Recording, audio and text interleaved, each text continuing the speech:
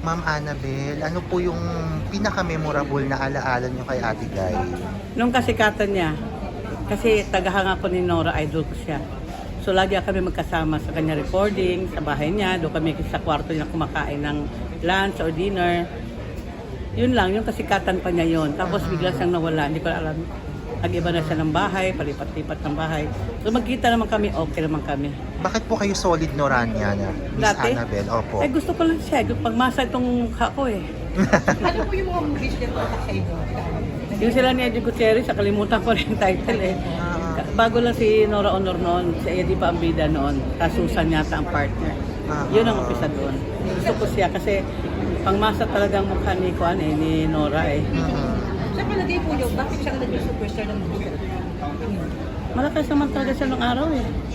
Maski ano yung endorse niya, mga pandesal, kung ano-ano, mga sabon, talagang click talaga siya. Yun. Yun naman sasabi ko. At sa siya yung pinakaunang kong customer sa alahas ko, nabintahan ko siya ng alahas nung araw.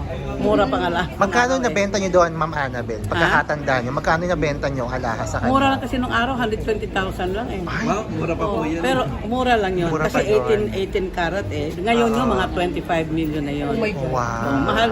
Mura talaga nung araw, mga 5 karat, 2,000, 3,000 lang eh. Mm-mm. Yun ang kasikatan niya noon. Yun lang masasabi ko. Thank you, Ma'am Salamat, Annabel.